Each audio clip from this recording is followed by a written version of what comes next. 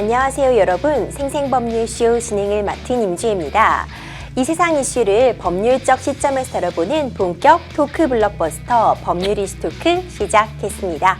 오늘은 권상희 시사평론가님과 함께합니다. 평론가님 안녕하세요. 안녕하세요. 반갑습니다. 지금 이 방송 유튜브를 통해서도 실시간으로 함께 방송되고 있으니까요. 많은 시청 부탁드리고 유튜브를 통한 소통의 창구도 활짝 열어두겠습니다. 방송 중 궁금하신 질문들 올려주시면 저희가 답도 해드릴 테니까요. 많은 참여 바랍니다. 그럼 오늘 나눠본 이야기들 저와 함께 미리 살펴보시죠. 미리 보는 법률 토크입니다. 검정고무신 TF 출범, 불공정 계약 막을까? 대한민국 주류가 된 MZ세대, 스미싱 사칭 주의보까지 오늘도 정말 다양한 분야의 내용들이 준비가 되어 있는데 평론가님 특히 눈길 가는 내용 있으신가요? 저는 검정고무신 관련된 내용이 가장 눈길이 갑니다. 사실 우리나라의 창작자들이 그 권리를 제대로 행사하고 있다라고 얘기하기가 상당히 어렵거든요. 그렇죠. 오늘 이 부분에 대해서 좀 핵심적으로 짚어보도록 하겠습니다. 네, 평론가님과 나눠볼 이야기들 정말 기대가 되는데요. 빨리 시작해봐야겠어요. 여러분들은 지금 생생법률쇼 함께하고 계십니다.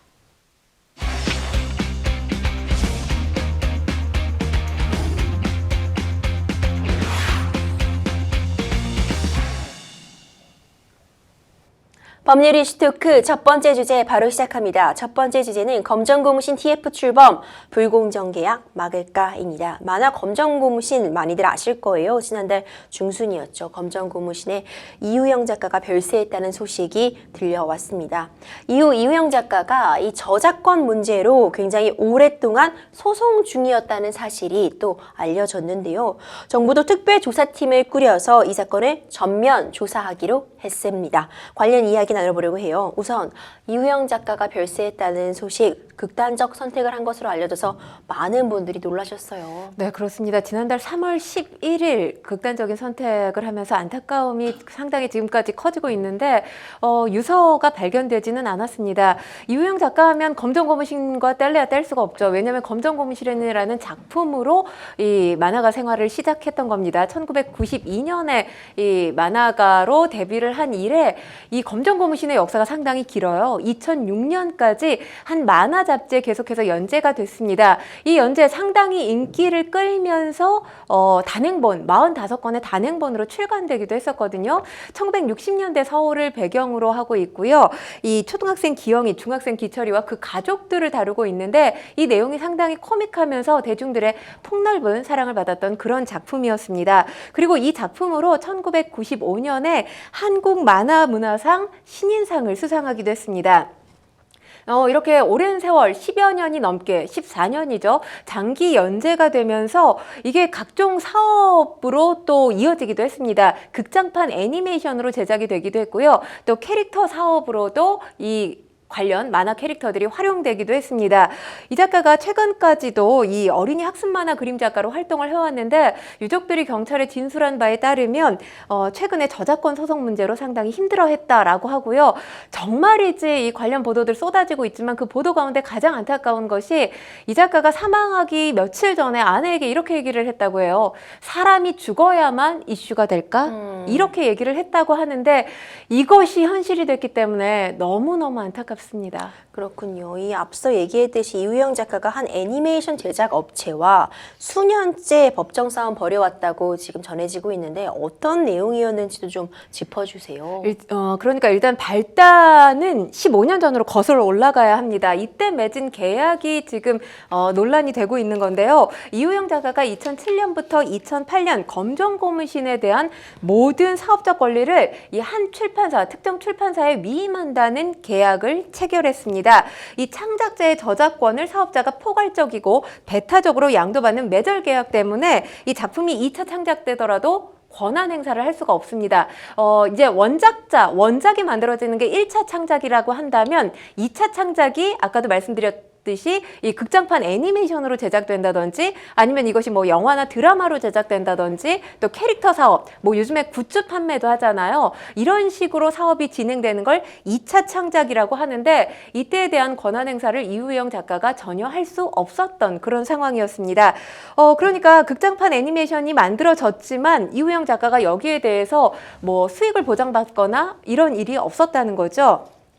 실제로 문제가 됐던 소송 어디서 시작이 됐냐 하면 2019년에 검정고무신의 캐릭터를 자신의 또 다른 작품에 활용을 했다가 출판사 대표로부터 고소를 당했습니다. 사실 언뜻 생각하면 이게 이해가 되지 않죠. 내가 만든 내 캐릭터를 내 그렇죠. 다음 작품에 쓰는데 이게 지금 출판사로부터 고소를 당한 거고요. 그리고 또 한 가지는 부모님 농장에서 검정고무신을 상영했다는 이유로 고소를 당하기도 했습니다.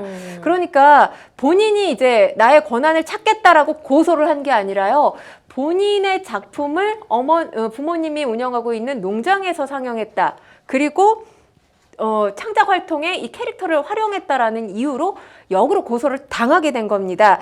출판사 입장을 말씀을 드리도록 하겠습니다. 이에 대해서 이 계약을 통해서 저작권을 정당하게 지금 위임받았기 때문에 절차상으로 아무런 문제가 없다는 게 출판사의 입장이고요. 21세기 어떤 작가가 아무 대가 없이 자기 저작권을 나눠주겠느냐, 이렇게 출판사가 지금 항변하고 있는 상태입니다. 사실 또 지금 출판사의 입장은 모든 수익 내역을 공개하고 있고 계약 내용에 따라서 저작권료 없이 정상적으로 지급됐다, 이렇게 주장을 하고 있기 때문에 사실 지금 뭐 저작권 관련해서 이우영 작가가 받은 금액 조금 후에 말씀을 드리겠지만 상당히 놀랄 만큼 적은 금액을 받았거든요. 근데 지금 출판사는 모든 내역을 공개했다고는 하지만 이게 어떤 루트를 통해서 이 금액이 산정됐는지는 아직 알 수 없다는 게 유족 측의 입장입니다. 그렇군요. 사실 검정고무신 웬만한 분들 다 아실 정도로 유명한 만화고요. 또 국민 만화라고 불릴 만큼 인지도도 상당히 높았습니다. 극작판으로 제작되기도 해서 원작자가 참 명성과 부를 다 가졌을 거라 사실 그렇게 생각하시는 분들 많았을 것 같은데 들여다보면 그게 전혀 아니었던 거군요. 네, 그렇습니다. 아까도 제가 말씀드렸지만 터무니없이 굉장히 적은 금액을 저작권료로 받았거든요. 그러니까 이우영 작가가 15년 동안 받은 저작권료가 1,200만 원입니다. 상당히 적은 금액이에요. 그러니까 우리가 흔히 생각할 때 어떤 작가의 대표작이 있을 경우 평생 먹을 거, 평생 그렇죠. 먹고 살 걸 보장받는다, 이렇게 생각을 하거든요. 그렇지 않은 경우에 해당이 됩니다. 검정고무신 그림을 이우영 작가 혼자 그린 게 아니라 동생인 이우진 작가와 네. 함께 그렸거든요. 근데 이우진 작가의 딸이 지금 SNS를 통해서 주장하고 있는 게 본인의 아버지인 이우진 작가, 검정고무신의 공동 제작자이기는 하지만 생활고를 겪어서 막노동까지 했다, 이렇게 주장을 하고 있습니다.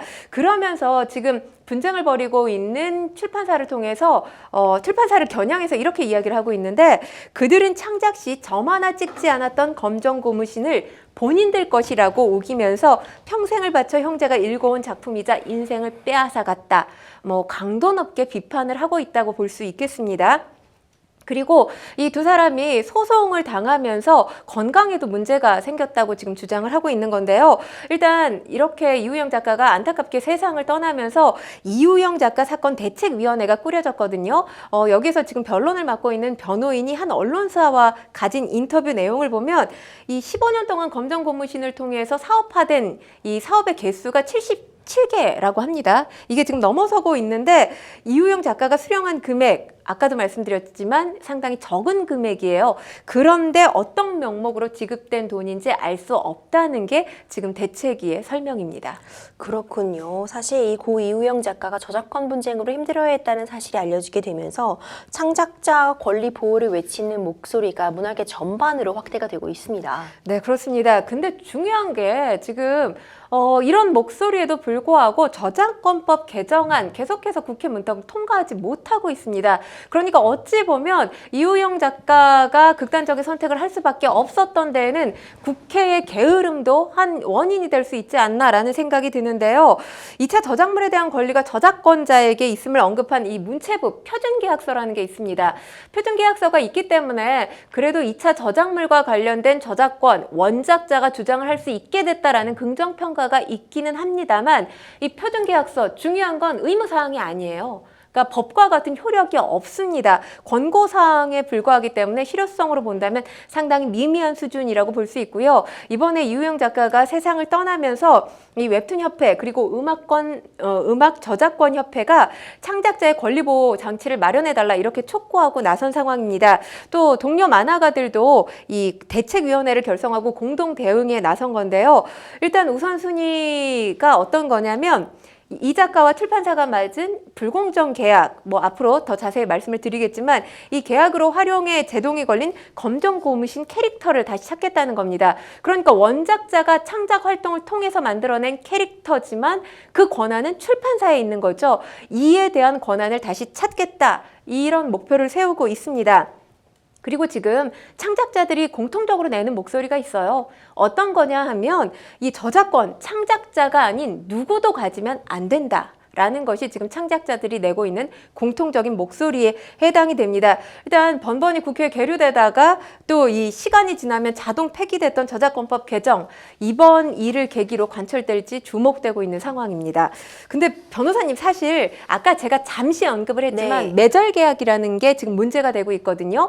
이 매절 계약 사실 관행처럼 여겨지고 있어요. 신인 작가들 같은 경우는 울며 겨자 먹기식으로 이 매절 계약 체결할 수밖에 없는 상황인 것도 현실입니다. 매절 계약이 어떤 건지 정확하게 설명 좀 해주시죠. 네, 언뜻 생각하시면은 이해가 안 되실 수는 있을 것 같아요. 왜냐하면 사실 어떤 창작물이 있으면 그 창작물 자체, 그러니까 책이 발간되면 그 책 출판하는 것 자체로도 수익을 올릴 수 있는 거지만 그보다는 나중에 이 작품이 굉장히 잘 됐을 때 이게 드라마화 된다거나 영화화 된다거나 아니면 캐릭터, 굿즈 등이 만들어진다면 사실 정말 기하급수적으로 그와 관련된 수입이 늘어날 수 있거든요. 하지만 이제 새로 등단하는 소위 말하는 그런 신입 작가들, 신생 작가들 같은 경우에는 일단 내 작품을 세상에 내보이는 게 너무 중요하잖아요. 그렇죠. 그런 기회를 잡기 어렵다 보니까 매절 계약이라는 거를 체결하게 되는데 결국 처음에 애초에 출판할 때 이와 관련된 부수적인 2차 저작물에 대한 권한, 뭐 영화로 만든다거나 이후 저작물을 통해서 얻을 수 있는 추가적인 수익 모두를 애초에 출판사에게 넘기는 식으로 계약을 체결하는 겁니다. 출판사로서는 이제 신인 작가니까 이 사람이 잘 될지 안 될지 확신이 없는 과정에서 출판을 한다는 그 리스크를 떠안기 때문에 그런 부분 사실 이 매절 계약이 또 성행하고 있었는데 사실상 이 내용을 보면은 불공정 계약이라고 할 수 있는 부분이 있을 수밖에 없죠.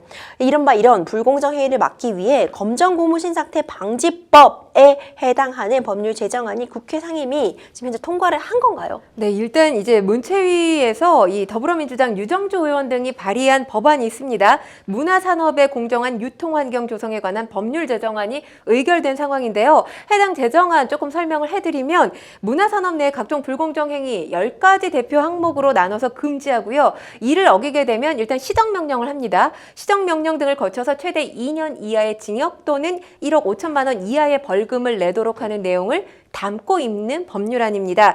구체적으로 보면 뭐 투자 배급사라든지 드라마를 그러니까 드라마를 방송으로 내보내는 방송사가 영화 드라마 감독의 권한을 침해하고 또 제작에 개입을 하거나 또는 매출이 안 나온다는 이유로 웹툰 연재를 계속하고 있었는데 어느 순간 중단시키는 경우도 있습니다. 이렇게 강제로 끝내는 행위 등이 10대 금지 항목에 포함됩니다. 특히 지적재산권 양도를 강제하거나 현저히 낮은 수준으로 관련 수익을 분배하는 것도 금지가 됩니다. 그러니까 어찌 보면 매달 계약을 금지한다라고 볼 수 있는 내용이죠. 그렇기 때문에 이 법률안이 실제 적용이 된다면 최근 세상을 떠난 우리 이우영 작가와 같은 사태, 이런 사례들을 막을 수 있지 않을까 하는 기대감도 생겨납니다. 또 문체부가 검정 고무신 계약 관련 특별조사팀 설치에 좀 전면 조사에 착수를 하겠다는 거죠. 우리 사회는 사실 지금 이우영 작가 이 사태뿐만 아니라 모든 부분이 누군가가 세상을 떠나게 되면 사건이 일파만파로 확대되면 항상 뒷북 대응을 한다는 게 문제가 아닌가 싶습니다. 그나마 뒷북 대응이라도 하는 것이 나은 것인지는 모르겠는데 일단 문체부도 이제서 움직이기 시작했습니다. 이 검정 고무신 계약 관련해서 예술인 권리보장법 위반 여부를 조사할 예정이라고 밝혔는데요. 일단 신고 내용을 토대로 출판사 현장 조사를 하고 또 이 계약 문건 일체를 열람하고요. 계약 상대방 진술을 포함한 관계자 출석 조사 조사 필요 여부를 검토 중에 있는 상황입니다. 이 조사 결과 불공정 행위가 발견된다거나 아니면 권리보장법 위반 사항이 발견됐을 경우에 이 예술인 권리보장위원회의 심의 의결을 거쳐서 출판사에 대한 시정명령, 수사 의뢰 등의 조치를 취하게 됩니다. 또 불공정 계약 강요한 사례가 발견이 될 경우에 공정거래위원회를 포함해서 관계기관의 통보에 후속 조치가 이루어지도록 할 계획입니다. 그리고 관련해서 지금 TF가 꾸려진 상황이거든요. 제2의 검정고무신 사태 방지 TF입니다. 이를 통해서 창작자들이 겪게 되는 저작권과 관련된 불공정한 계약을 방지하고자 저작권 법률 지원센터를 구축할 계획도 가지고 있습니다. 그렇군요. 우리 평론가님 말씀처럼 이렇게 소 잃고 외양간 고치는 형식으로 또다시 이렇게 안타까운 사건이 발생하고서야 좀 문제를 해결하려고 하는 이런 시도들을 한다는 게 참 안타깝게 느껴지긴 합니다. 웹툰, 사실 이 웹툰 인기가 어마어마해요. 왜 평론가님 예전에는 우리가 만화방 이런 곳에 가가지고 책 대여점에서 만화책 빌려 읽고 이런 때가 있었는데 요즘은 누구나 뭐 스마트폰, 태블릿 같은 걸 이용해서 시도 때도 없이 만화를 볼 수 있는 뭐 그런 상황이죠. 그러다 보니 웹툰에 대한 인기가 어마어마하고 특히 유명 웹툰 작가의 경우는 뭐 건물을 샀다느니 뭐 빌딩을 샀다느니 어마어마한 부를 잃었다는 얘기들이 나오는데 이런 경우가 사실 오히려 극소수의 이야기고 대부분의 이런 창작자들은 굉장히 좀 가난에 허덕이고 있다 이런 얘기도 나오더라고요. 네, 그렇습니다. 사실 웹툰이 지금 K 콘텐츠에 어떻게 보면 기반이 되고 있거든요. 웹툰을 소재로 해서 뭐 굉장히 많은 대중들에게 사랑을 받은 드라마, 예를 들자면 모범택시나 재벌집 막내 아들 같은 경우가 그런 경우에 해당이 되죠. 뭐 영화나 드라마의 소재로 이용이 되기도 하는데 중요한 건 뭐 매절 계약을 맺지 않았을 경우에는 부와 명성을 누리게 되지만 매절 계약일 경우에는 나의 권한을 또 주장할 수가 없는 상황입니다. 일단 우리가 뭐 TV에서 보게 되는 웹툰 작가들, 유명한 작가들이 가끔 예능 프로그램에 나오기도 하잖아요. 이런 작가들 같은 경우는 그 브랜드가 확실히 있는 작가예요. 그렇기 때문에 뭐 화려한 삶, 경제적인 여유로운 삶을 누리게 됩니다. 하지만 일반적인 웹툰 작가들은 사실 거리가 멀죠. 일단 뭐 노동 강도만 하더라도 저희가 주 69시간 관련해서 지난 시간에 얘기를 나누기도 했지만 이들의 노동 강도는 뭐 시간으로 사실 제한하기가 어려운 지경입니다. 그리고 일정한 수익이 보장이 되지 않는 경우도 허다하기 때문에 이를 또 고민하다가 극단적인 선택까지 또 생각에 이르는 경우도 많다고 지금 얘기가 들리고 있는데요. 가장 중요한 건 사실 계약서 관련 문제입니다. 뭐 아까도 계속해서 매절 계약이라는 말씀을 드리고 있는데 중요한 게 일단 신인 작가이기 때문에 특별한 요구 조건을 달 수가 없어요. 그렇게 된다면 너는 신인 작가고 이름이 없는데 너에 대한 리스크를 우리가 감당할 필요가 없지. 계약하지 않을 거야. 출판사는 이런 입장들을 아마도 내세울 가능성이 커집니다. 그러다 보니까 이런 요구 조건을 일일이 따질 수가 없고 사인부터 하는 경우가 있죠. 그런데 봤더니 내가 만들었던 캐릭터가 어떤 회사에 홍보에 활용이 된다거나 아니면 상품으로 판매가 된다는 이런 소식을 전해 들었는데 가서 따져봐야 소용이 없습니다. 그때 이제 계약서 하나를 내밀죠. 이렇게 계약을 했기 때문에 이 권한은 너한테 없어. 이럴 경우에 상당히 고민이 된다는 건데 일단 계약서 내용을 조금 제가 말씀을 드리면 저작물 및 그에 파생된 모든 2차적 사업권을 포함하고 원작 출판권에 의한 2차적 권리를 가지며 이거 지금 시청자분들이 과연 이해를 했을까요? 어렵죠. 네, 변호사님 같은 법조인분들 아닌 이상은 이 계약서 내용을 한 번에 보고 파악하는 경우가 아마도 없지 않을까 싶습니다. 창작자들 같은 경우는 더더욱 그럴 수 있거든요. 그렇기 때문에 만약에 계약을 체결한다면 이걸 뭔가 법조인을 찾아가서 자문을 구해야 되는데 사실 창작자들이 이름을 알리기 전까지는 모든 것이 사실 부담스러울 수밖에 그렇죠. 없거든요. 그런데 나중에 이제 사인을 하고 나서 이런 일이 불거지게 되면 소송으로 가는 길밖에 없는데 지금 이우영 작가 같은 경우도 그래요. 계약서상 그렇게 계약을 했다면 법적으로 지금 남아있는 이우진 작가가 소송을 건다 해도 이길 확률이 적다라는 지금 평가가 나오고 있거든요. 그렇기 때문에 사실 이 매절 계약 자체가 없어져야 되지 않을까라는 생각을 합니다.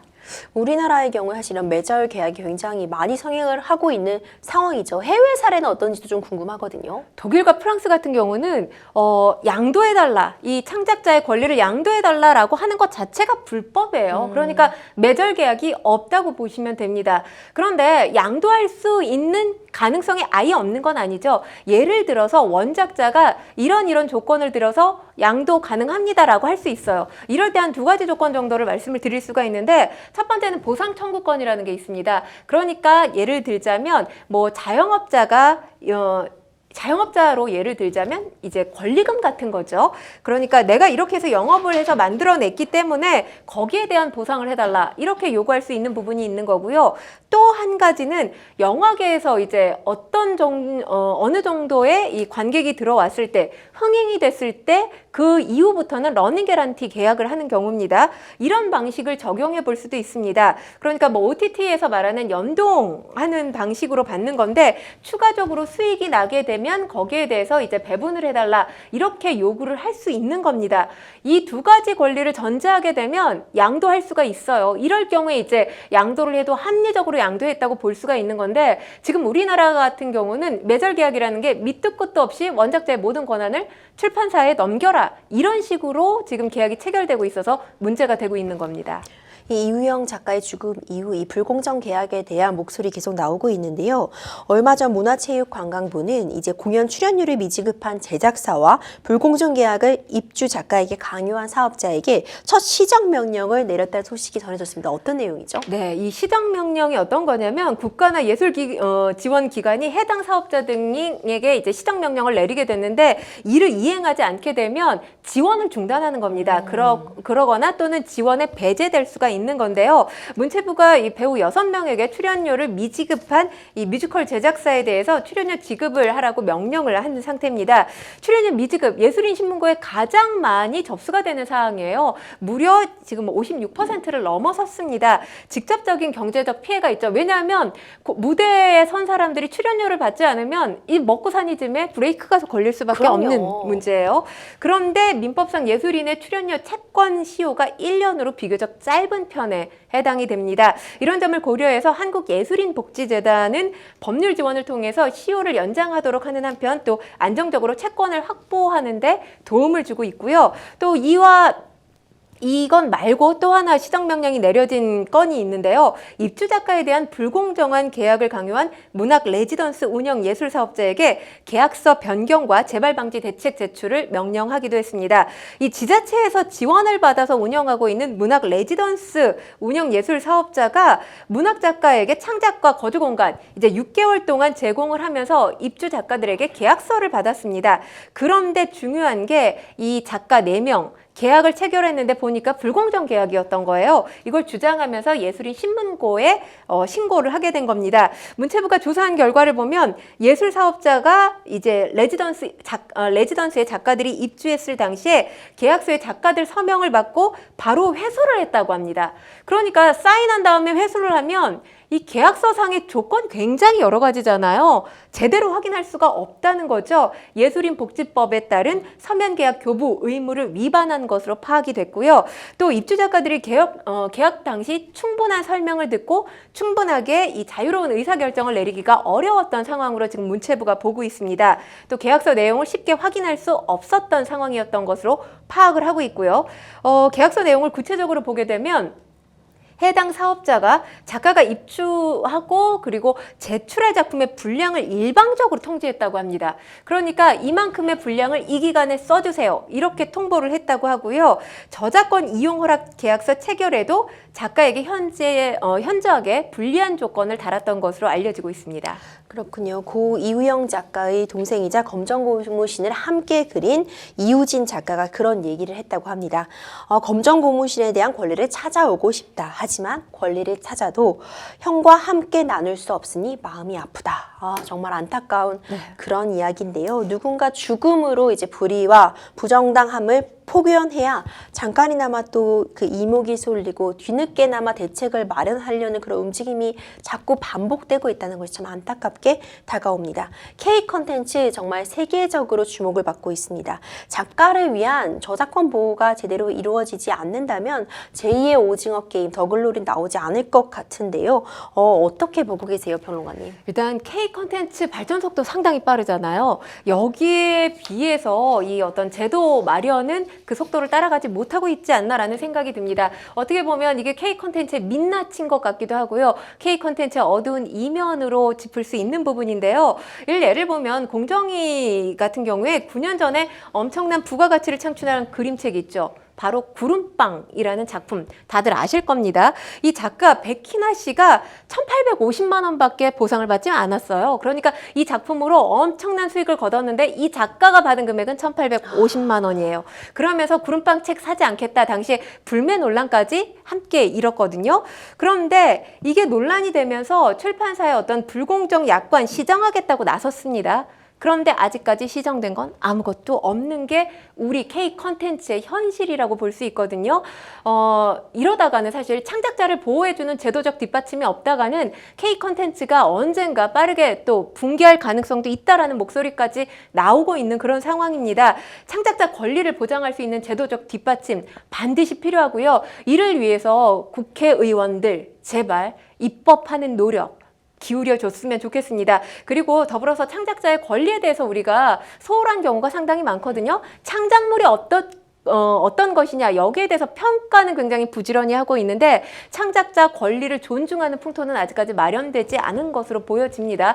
이에 대한 존중하는 이 문화적인 풍토 또한 조성이 돼야 할 것으로 보입니다. 네, 좀 K 컨텐츠의 어떤 기회가 온 시점이 분명하잖아요. 결국 제2, 제3의 오징어 게임 더글로리가 나오려면 탄탄한 작품들이 끊임없이 공급이 되져야 하거든요. 그렇다면 누가 이 작품을 공급할 것인가? 결국 창작자들의 권리가 지켜지지 않으면 K 컨텐츠의 명맥도 끊어질 수밖에 없다는 생각이 듭니다. 첫 번째 이슈 토크 여기까지 만나보도록 하겠습니다. 여러분들은 지금 생생법률쇼 함께하고 계십니다.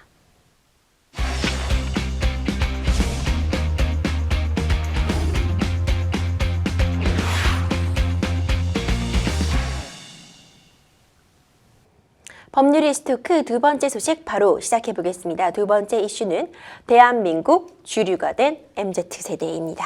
MZ세대 얘기 참 많이 해요. 이제는 정치, 문화, 경제 전 분야에 MZ세대 영향력 상당합니다. MZ세대 표심 잡기 이런 얘기 너무 쉽게 들려오고 어떤 마케팅을 할 때도 MZ세대의 마음을 잡아라 이런 얘기 참 많이 들려오잖아요. 평론가님도 MZ세대는 이렇다, MZ세대는 이런 게 좀 다르다 이런 거 느끼신 점 있나요? 일단 할 말은 하는 모습을 보여주기 때문에 그게 굉장히 저희 세대와는 다른 모습이어서 신선하게 느껴지기도 하고 부럽기도 합니다. 왜냐하면 제가 이제 X세대잖아요. X세대 같은 경우에 난 나야 이러면서 몇 년 동안 자기 주장을 뭔가 하는 것 같은 광고나 여러 가지 모습들이 비춰졌었거든요. 90년대. 그런데 중요한 게 난 나야 하고 몇 년 동안 주장을 하다가 IMF를 맞습니다. IMF를 맞으면서 취업난이 불거져요.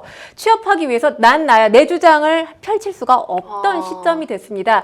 그러니까 나를 주장했던 그 몇 년과 다르게 취업난에 허덕이게 되면서 사회 눈치를 보게 된 거죠. 그래서 주장이 쏙 들어가게 된, 할 말 못하는 세대가 됐거든요. 네. 그와 전혀 다른 모습을 보여주고 있기 때문에 요즘의 MZ세대 상당히 부럽습니다. 그렇습니다. 요즘 물가도 워낙 높잖아요. 그렇죠. 노동자 1인당 실질 임금 영향은 줄어들었다는 말 나오는데 어느 정도인가요? 일단 지난해 물가 상승률을 보면 계속해서 5%에서 6%대를 유지했습니다. 그리고 2월, 3월 들어서 그나마 지금 4%대로 물가 이 상승 곡선이 조금은 완화된 측면이 있거든요. 근데 체감하는 물가 상승은 사실 저는 4% 지금 넘는다고 생각을 합니다. 네, 저도요. 그렇죠. 왜 뉴스만 보다 보면 다음 달부터는 무슨 제품이 오릅니다라는 뉴스밖에 없거든요. 그런데 중요한 게 내 월급, 내 임금은 물가 상승률 대비 그것을 따라가느냐? 절대 따라가지 못하고 있습니다. 제자리 걸음이거나 아니면 상승한다고 해도 굉장히 적은 폭으로 상승을 하거든요. 그러니까 임금 상승률은 적은 데 비해서 물가는 가파르게 상승하다 보니까 실질 임금, 내가 체감하고 있는 내 월급, 굉장히 적다라는 느낌을 받을 수밖에 없는 것이고요. 실질적으로 이 고용노동부 발표 자료를 보더라도 1월 기준 상용 근로자 1인 이상 사업체 근로자의 1인당 월 평균 임금이 469만 4천 원이었습니다. 그런데 지난해 동월 비교를 해보면 그때가 472만 2천 원이었거든요.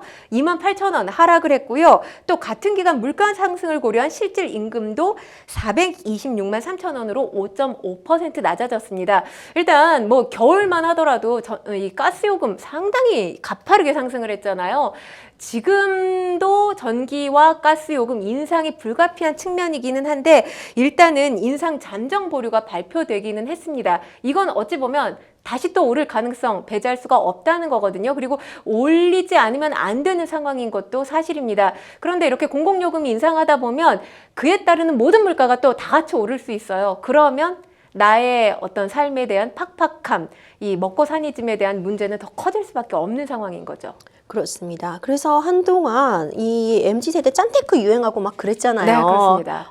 저도 사실 요즘 물가 상승률 말씀하신 것처럼 워낙 이 물가 상승률이 가파르다 보니까 아낄 수밖에 없거든요. 그렇죠. 그러다 보니 뭐 설문조사해서 뭐 커피 쿠폰 받고 맞아요. 알뜰폰 쓰고 이런 걸 디지털 폐지 줍기라고 한답니다. 사실 저만 하더라도 커피숍에서 멍 때리는 게 일종 저의 취미 생활이기 때문에 힐링이기도 되죠. 네, 어느 순간 안 가게 되더라고요. 가면 제가 좋아하는 이 커피 종류가 다 올라 있어요, 가격이. 그래서 집에서 그냥 내려 먹는 게 훨씬 더 낫겠다 싶어서 커피숍 자주 이용을 안 하게 되는데 일단 이게 뭐 특별한 조건 없이 휴대전화에 특정 앱을 깔게 되면 얼마를 걷게 되면 그러니까 뭐 5,000보를 걷게 되면 나한테 몇십 원에서 몇백 원 적립이 되는 그런 앱도 있고요. 이제 변호사님 설명해 주셨다시피 설문조사만 열심히 해도 이제 나중에 커피 쿠폰으로 활용할 수 있는 앱들도 있습니다. 성인 4명 가운데 3명은 이 앱을 활용을 했다고 지금 이야기를 하고 있는데 뭐 고금리 고물가 상황 지금 계속되고 있는 상태잖아요. 그러다 보니까 고정 지출을 조금 더 아끼겠다는 거죠. 그러니까 왜 예전에 어르신들이 티끌 모아 태산이다 이런 속담 자주 말씀을 하셨잖아요. 근데 욜로라는 트렌드가 유행을 하면서 티끌 모아봐야 티끌이지 이렇게 생각을 했거든요. 근데 지금 삶이 너무나 팍팍해진 시절로 또 접어들게 되면서 욜로 트렌드 없어진 지 오래지 않습니까? 그러면서 다시금 짠테크에 관심을 기울이는 사람들이 많아졌습니다. 평론가님 좀 신기한 부분이 짠테크에 대한 열풍만큼 또 소비 양극화는 굉장히 뚜렷하게 보이는 것 같아요. 그러니까 알뜰살뜰 뭐 커피 쿠폰도 당연히 모으고 뭔가 짠테크를 하다가 그래도 내가 먹고 싶은 게 있으면 굉장히 비싼 일식 코스인 오마카세 같은 걸 가서 한 번에 쓴다던가 또 명품은 아직도 여전히 매장에 줄을 길게 늘어선다거나 이런 식으로 소비 양극화 일어나는 것 같거든요. 근데 이게 소비 양극화라는 게 전 세대에 걸쳐서 지금 생겨나는 게 아니라 MZ세대의 특징입니다.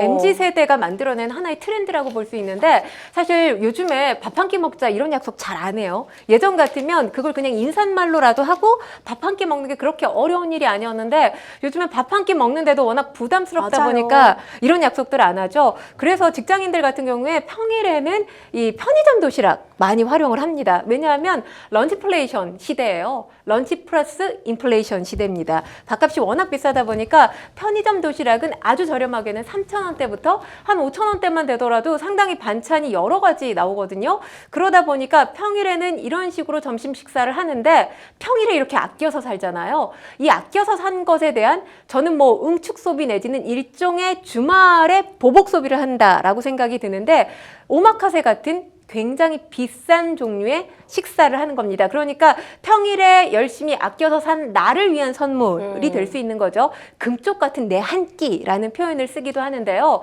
오마카세가 이제 저렴하게는 몇만 원에서 시작을 하지만 최고가로는 20, 30만 원에 달하는 또 그런 메뉴들도 있습니다. 그런데도 불구하고 주말엔 이렇게 아끼지 않고 지갑을 여는 게 요즘 하나의 트렌드고 2023년에 외식 트렌드의 뭐 가장 두드러진 특징이라고 볼 수 있습니다. 그러니까 과거에는 불황기에 지갑은 무조건 열지 않는 것 이게 하나의 어떤 이 불황기를 넘어서는 대책이었다고 본다면 요즘에는 그렇지가 않아요. 아껴서 살되 알뜰족으로 짠테크를 하며 살되 주말에는 그리고 특정한 날에는 나를 위한 소비에 아끼지 말자. 그러니까 달리 말하면 짠테크와 플렉스한 삶이 교차되는 게 바로 요즘 불황기 MZ세대 특징이라고 볼 수 있습니다. 그렇군요. 그런데 요즘 1,000원의 아침밥도 굉장히 유행을 하고 있다고 해요. 대학가에서 아침을 이제 1,000원에 파는 그런 거를 말하는데 구성이 생각보다 또 괜찮다면서요. 아니 제가 뉴스 보도를 봤더니 뭐 따뜻한 배춧국을 비롯해서 돈가스도 나오고요. 또 제육볶음도 나오고 꽤 먹을 만한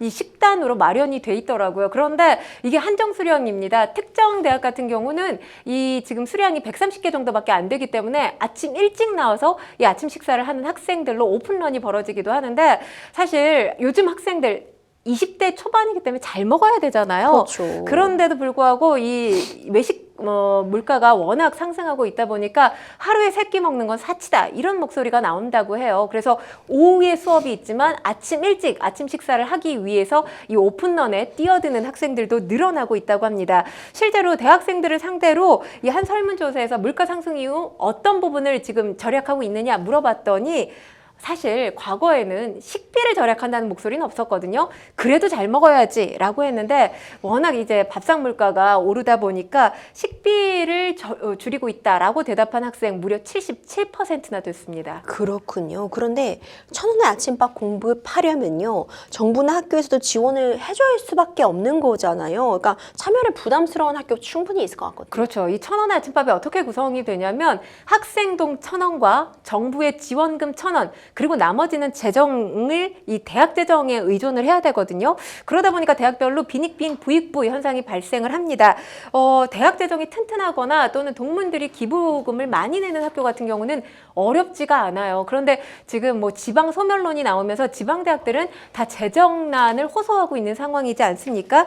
그렇기도 하고 지금 이 사업과 관련돼서 전국 대학은 300개가 넘습니다. 그런데 선정된 대학은 41개, 약 12%에 불과한 정도거든요. 예전 같으면 사실 학식이 가장 또 저렴하게 맛있게 먹을 수 있는 곳이라고 알려져 있잖아요. 그런데 지금 학교 식당을 가더라도 5,000원 이상 줘야지 학식을 먹을 수가 있다고 합니다. 그렇기 때문에 값싼 학생 식당 이것도 옛말이 됐습니다. 그래서 결국 정부가 관련 예상 확충하겠다고 밝힌 거군요. 지금 이 1,000원 식단과 관련해서 아주 모처럼 만에 여야 모두가 긍정적인 반응을 나타내고 있거든요. 이 원하는 학생도 많고 원하는 대학도 많기 때문에 농식품부가 2배 이상 확충하겠다 이렇게 지금 목소리를 냈습니다. 그러니까 지금 기존 예산이 7억 7,900만 원이었어요. 그런데 이보다 2배가량 늘어난 15억 8천만 원까지 사업 규모를 키우고요. 지원 인원도 69만 명에서 150만 명으로 확대될 예정입니다.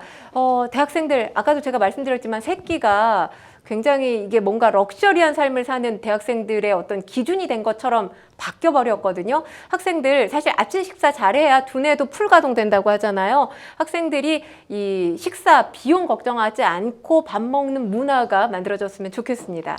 좀 더 많은 학생들이 싸고 배부른 상태에서 밥 잘 먹고 공부할 수 있었으면 하는 바람입니다. 그런가 하면 이러한 1,000원의 식당이 대학가를 벗어나서 좀 사회 곳곳으로도 확대되고 있는 분위기 같아요. 네, 그렇습니다. 광주 서구에서는 양동시장의 1,000원국시가 문을 열었습니다. 아무나 가서 먹을 수 있는 건 아니고요. 만 50세 이상 주민 그리고 양동시장을 이용했다는 당일 영수증을 지참한 손님은 매일 오전 11시부터 오후 2시까지 우리 손 밀국수를 1,000원에 드실 수가 있습니다. 부담 없는 따뜻한 한 끼 그리고 노인 일자리 마련, 전통시장 활성화를 위해서 이 광주 서구가 시장 내 경로당 일부 공간을 활용해서 따뜻한 국수를 이렇게 제공을 하고 있고요. 또 경북 영천시와 경주시 같은 경우는 2019년부터 대중교통 접근성이 떨어지는 지역에 사는 주민 1,000원을 내게 되면 읍면,동 소재지까지 추가 요금 없이 부담 없이 이용할 수 있는 1,000원 행복택시를 운영하고 있습니다. 또 100원 버스를 이용하는 지자체들도 있는데요. 전남 화순군 같은 경우는 학생들의 교통비 부담을 덜어주기 위해서 초중고 학생들을 대상으로 100원 버스를 시행하고 있습니다. 그렇다면 이거 가지고 버스 회사가 운영이 가능할까 생각하실 텐데요. 버스 회사의 손실은 군 예산으로 충당하게 됩니다. 또 사실 우리가 문화공연, 클래식 공연이라든지 무용공연 티켓값 비싸겠지 해서 못 가시는 분들 있잖아요. 세종문화회관에서 사회공헌 프로그램인 1,000원의 행복 프로그램도 지금 공연 횟수를 늘려서 22,000여 명이 프로그램을 즐길 수 있게 할 예정인데요. 2007년에 이 프로그램이 시작이 됐습니다. 국악, 클래식, 또 무용 등 다양한 장르의 공연을 1,000원에 보실 수가 있는 건데요. 지금까지 36만 명 이상이 관람했습니다. 그렇군요. 교통비, 문화비용 부담스러우신 분들, 특히 아직 사회로 진출하지 않은 많은 MZ세대들에게 이러한 소식 굉장히 반가울 것 같습니다. 한편 MZ세대 민심 잡기 위해 또 고군분투하는 곳이 있습니다. 바로 정치권이죠. 그렇죠. 요즘 이 MZ세대의 표심 잡기에 한창인데 김기현 국민의힘 대표가 대학교를 찾아서 학생들과 1,000원 아침밥을 함께 먹어서 화제가 됐고요. 또 국민의힘 정책위원회가 청년 부의장직을 신설하고 정책위사나 정책조정위원회별로 청년 부의회장 이제 배치하겠다고 밝혔죠. 네, 그렇습니다. 이 청년 부의장, 산하 부의장을 기존 1명이었는데 3, 4명으로 늘리는 방안을 검토 중에 있고요. 여기 이제 청년 부의장을 만들겠다는 겁니다. 그러니까 지금 국민의힘이 민주당의 지지율이 역전당했습니다. 사실 민주당 이재명 대표의 사법 리스크가 계속 이어지고 있음에도 불구하고 국민의힘 새로운 당 지도부가 결성이 됐는데 이에 대한 지금 컨벤션 효과가 전혀 없는 상황이에요. 여기에는 이제 69시간제와 관련한 MZ세대의 반발 목소리 역시 반영이 된 것으로 보이는데 지지율이 역전됐는데 이 지지율 성적표를 보게 되면 20, 30대 지지율이 2자릿수가량 떨어졌습니다. 상당히 급락한 상황이죠. 뭐 정치권에서는 사실 MZ세대의 지지율이 굉장히 중요한데 국민의힘으로서는 발등에 불이 떨어진 상황이기 때문에 이들의 돌아선 마음을 잡기 위해서 이런 지금 부의장 자리 만들겠다 이렇게 목소리를 낸 것으로 보입니다. 이런 정책들까지도 오로지 이제 MZ세대에 좀 초점이 맞추게 되면서 대한민국엔 MZ세대밖에 없는 거냐 이런 볼멘 소리가 평소에 나오기도 하더라고요. 그렇죠. 모든 게 MZ죠. 정치권도 MZ고 언론도 MZ만을 다루고 있습니다. 그러다 보니까 사실 MZ세대가 아닌 분들은 우리의 목소리는 그럼 어디에? 이렇게 주장하실 수밖에 없습니다. 특히 근로시간 유연화와 관련해서도 MZ세대가 불만을 표출하자, 비판을 제기하자 지금 정부가 수정안에 대해서 고심하고 있는 그런 상황이잖아요. 근데 노동 환경이라는 건 MZ세대만 일하는 게 아니지 않습니까? 전 세대와 연관되어 있는 문제인 만큼 다른 세대의 목소리도 들어야 된다고 생각을 하는데 정치권이 이럴 수밖에 없는 것. 왜냐하면 40대와 50대는 진보 성향을 가지고 있고요. 60대 이상은 보수 성향이에요. 근데 이 성향이라는 게 바뀌지 않는데 20, 30대가 캐스팅 보트예요. 나의 이해관계가 어느 정당과 맞느냐에 따라서 표심의 향방이 나눠지기 때문에 정치권도 좀 머리를 쓰는 게 아닌가라는 생각이 드는데 국민은 MZ세대에만 국한되어 있는 게 아니라는 말씀 덧붙이고 싶습니다. 맞습니다. MZ세대가 이렇게 자신의 주장들을 표출하고 또 의견을 피력하는 만큼 또 사회 전체가 발전적으로 나갈 수 있는 방향들이 분명히 있을 것 같거든요. 단순하게 이 MZ세대 표심 잡기 위해만 혈안될 것이 아니라 이들이 무엇을 요구하는지 좀 귀 기울여 보면서 전 세대를 아울러 사회가 좀 더 발전적인 방향으로 나갈 수 있는 정책들 하루빨리 많이 쏟아져 나오기를 기대해 보겠습니다. 마지막 소식 함께 살펴볼게요. 마지막 주제는 바로 스미싱 사칭 주의보입니다. 사칭 관련 사건 사고 끊이지 않고 있습니다. 평론가님도 혹시 요즘 사칭 문자, 이런 스미싱 문자에 속아본 경험 있으신가요? 아니 요즘 사칭 사건이 너무 많기 때문에 일단 저는 제가 알고 있는 번호와 관련 없는 번호가 왔을 땐 클릭조차 해보지 않습니다. 이거 정말 중요하신 것 같아요. 제대로 확인하지 않고 그냥 문자 와서 뭐 어디 연동됐다길래 뭐 경품 당첨됐다길래 딱 누르면은 절대 안 되죠. 악성 코드 성취되는 경우 정말 많거든요. 네. 특히 불법 도청 탐지 어플리케이션을 사칭한 악성 앱에 설치를 유도해서 보이스피싱에 악용한 일당이 검거가 됐다고 합니다. 네, 그렇습니다. 경찰청 국수본은 이 정보통신망법 악성 프로그램 유포, 기밀 침해, 형법상 사기 등의 혐의로 콜센터 40대 직원 A씨와 30대 직원 B씨 그리고 콜센터 관리자 중국 국적입니다. 30대 C씨를 차례로 검거했다고 밝혔습니다. 이들이 속한 보이스피싱 조직 중국에서 이 활동한 조직으로 지금 알려져 있는데요. 2018년 10월부터 2019년 4월까지 정부 기관을 사칭해서 938대의 휴대전화기에 악성 앱을 설치하도록 한 후에 전화금융 사기 등의 방법으로 160여 명으로부터 61억 원 상당의 재산상 이익을 취득한 혐의를 받고 있습니다. 아니 61억 원 상당이면 어마어마하잖아요. 160명이 넘은 이들을 속인 수법은 어떤 거였나요? 굉장히 치밀합니다. 잘 들으셔야 돼요. 이 조직이 법원, 검찰, 금감원입니다. 이렇게 정보기관으로 사칭해서 피해자들에게 전화를 겁니다. 이어서 사실 보통 이런 기관들 생각을 하면 압수수색 영장, 구속영장 이런 거 생각하잖아요. 그러면서 이런 영장, 이 서류, 공문서 등을 카카오톡으로 전송해서 수사기관으로 일단 믿게 합니다. 그런 다음에 폴 안티스파이 앱이라는 게 있거든요. 이걸 사칭한 악성 앱을 설치하도록 유도를 하는데 사실 이런 전화가 오면 검색해 보실 거 아니에요. 근데 이게 어떤 앱이냐면 2014년부터 경찰청 사이버 수사국이 제작 배포한 불법 도청 탐지 앱입니다. 그러니까 설치해도 되나 보다 하고 설치를 아마 한 피해자들이 많았을 거예요. 이렇게 악성 앱으로 개인정보를 확보한 뒤에 피해자들에게 다시 전화를 걸어서 피해자 명의 통장이 이 범죄에 악용됐다.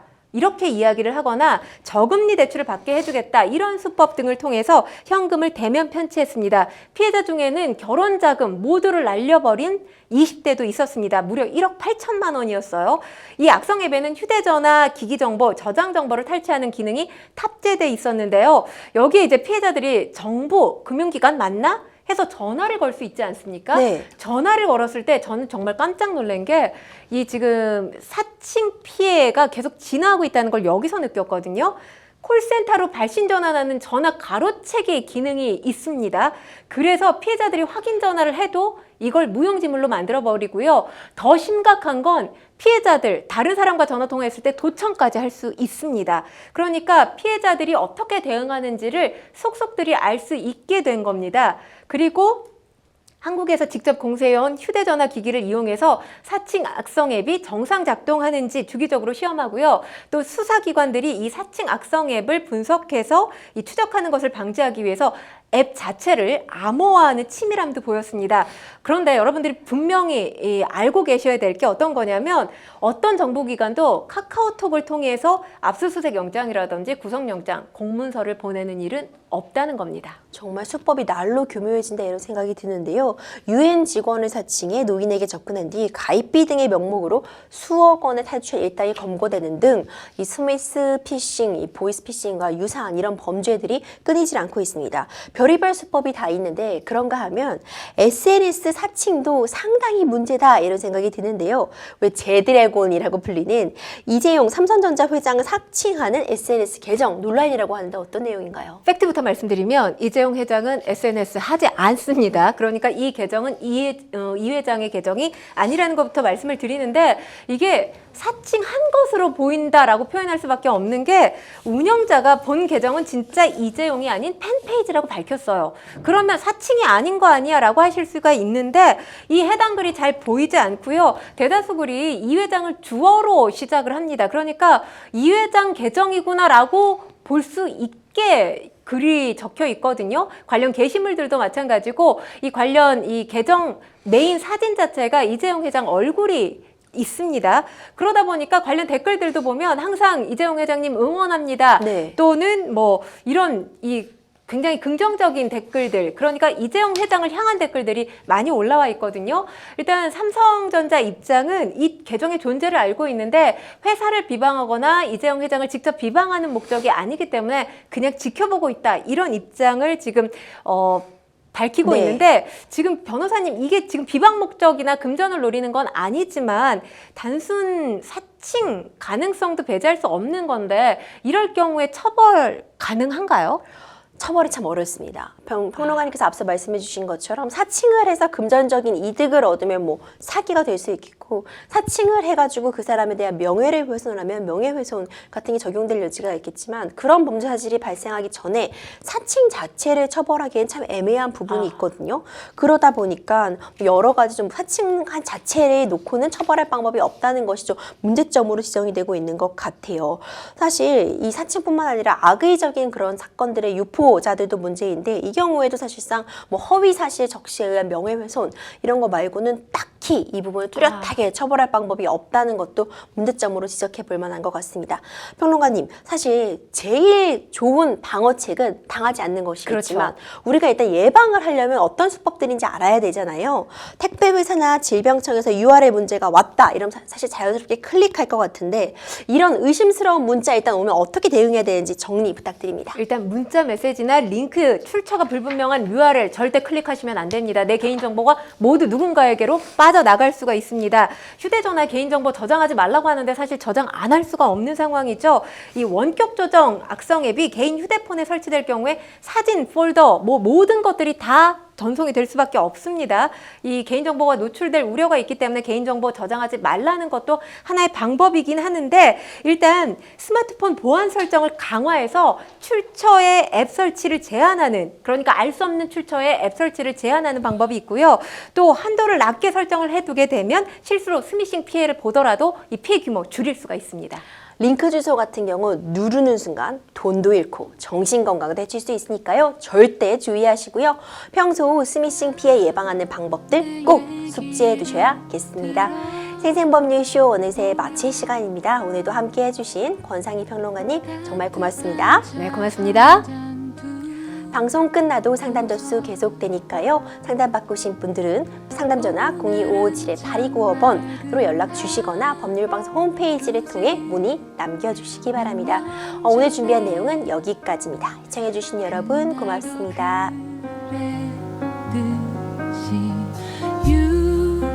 유난히 덥던 그 여름